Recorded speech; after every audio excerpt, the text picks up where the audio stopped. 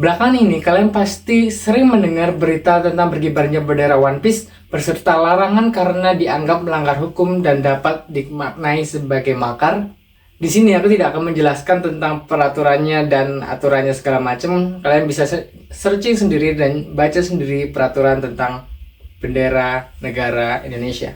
Di sini aku ingin memberitahu kalian bahwa munculnya larangan pengibaran bendera One Piece ini justru memberikan informasi atau suatu hal yang cukup wow tentang petinggi dan pejabat kita.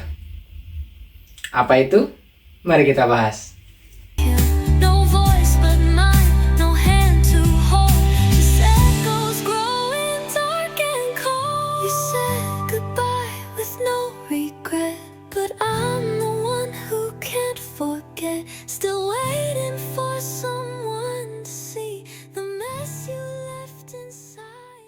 Dari banyaknya berita tentang larangan pengibaran bendera One Piece ini, itu sepertinya membuktikan suatu hal deh. Dan hal itu adalah menunjukkan bahwa petinggi dan pemimpin kita banyak yang menonton dan membaca One Piece. Pak, Bapak tahu One Piece nggak, Pak? One Piece. One Piece. Pak Prabowo tahu One Piece? Jadi nggak terlalu mengikuti. Ya, itu tadi saya menanyakan One Piece kan, Pak.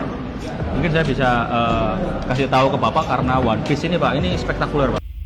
Atau mungkin at least staffnya yang telah membaca One Piece atau menonton One Piece. Aneh-aneh aja rakyat-rakyat kecil ini.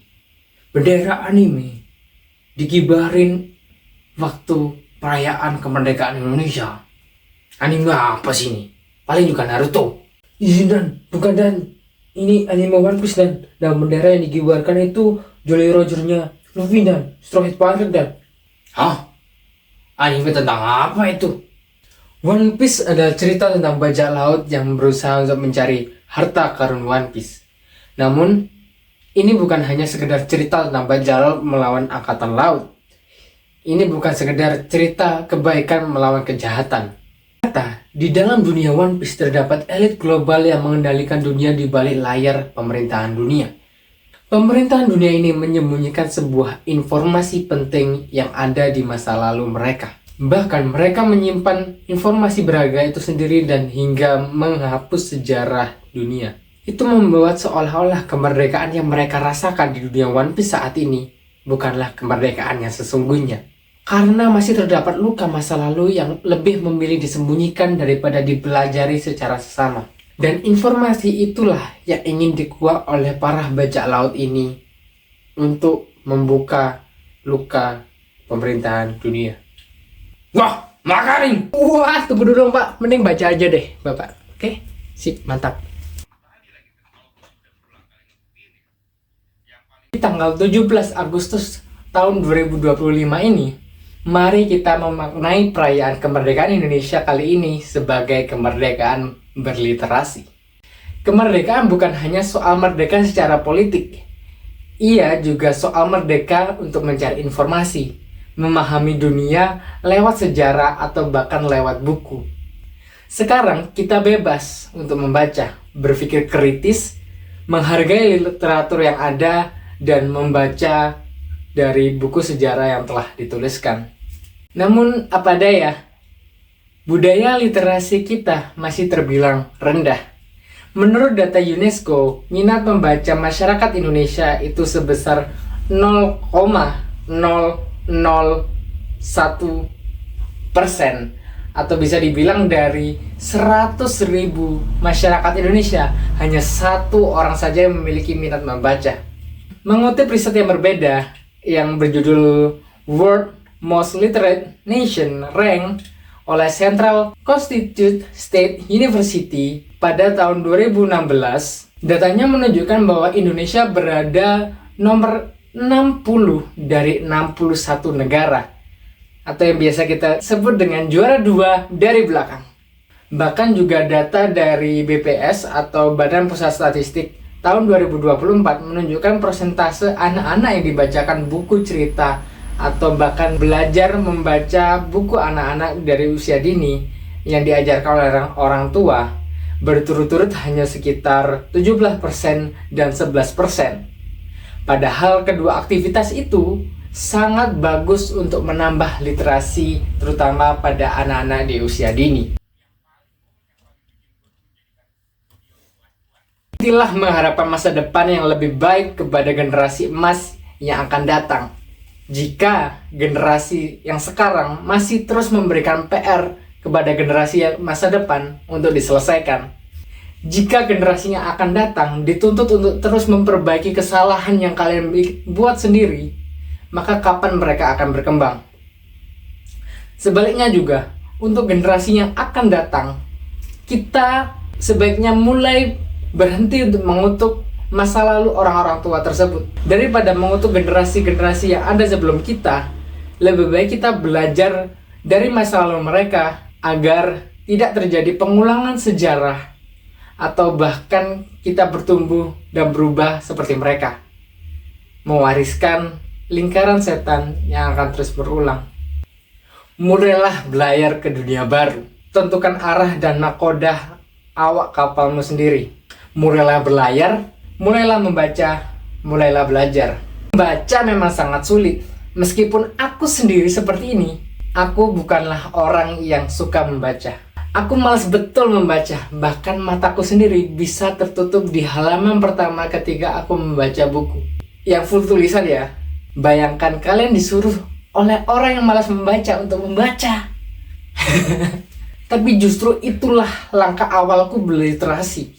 Dan inilah caraku membaca.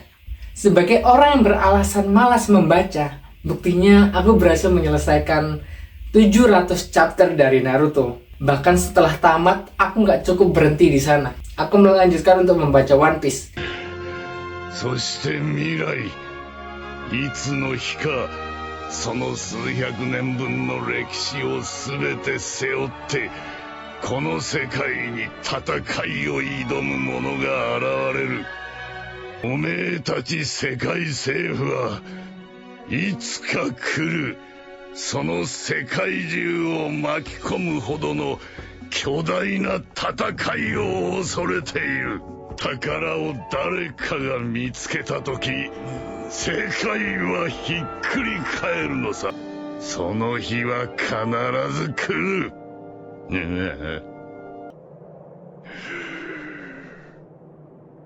ワンピースは実在する。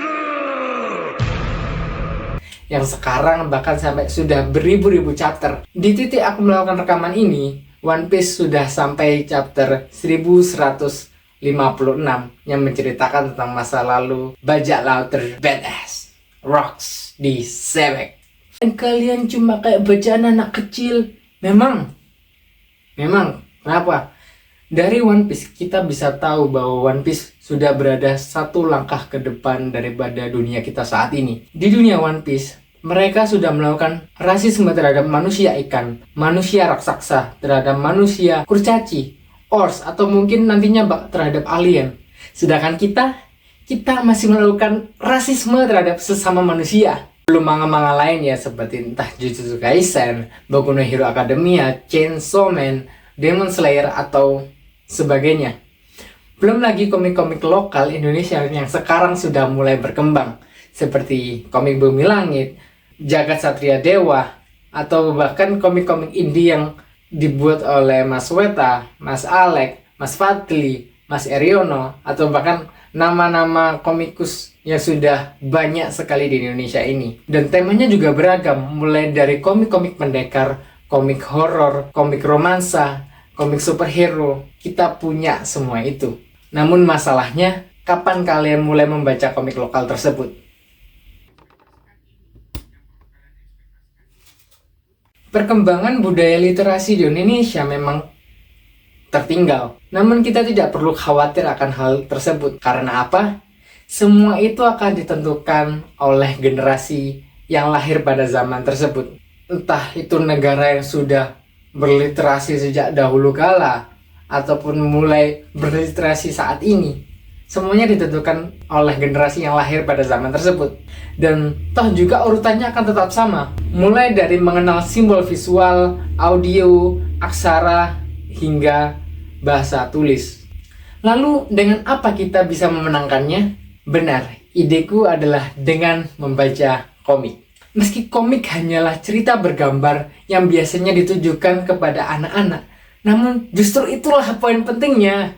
Membaca tidak selalu harus dimulai dari buku tebal, penuh tulisan dengan makna-makna yang mendalam. Namun dari komik dan cerita gambar sebagai jembatan untuk menghubungkan imajinasi dengan kata-kata. Dari gambar kita belajar menangkap makna, dari kata kita belajar untuk merangkai pikiran. Setiap halaman yang kita baca adalah langkah kecil menuju dunia yang lebih luas. Jadi mulailah dari apa yang kalian sukai, apa yang kalian senangi. Buka satu komik hari ini dan biarkan pintu literasi terbuka lebih lebar lagi. Teruslah membaca komik, teruslah hidup, teruslah berjuang, karena One Piece belum tamat. Dan revolusi baru saja dimulai. Sekian dari aku, terima kasih.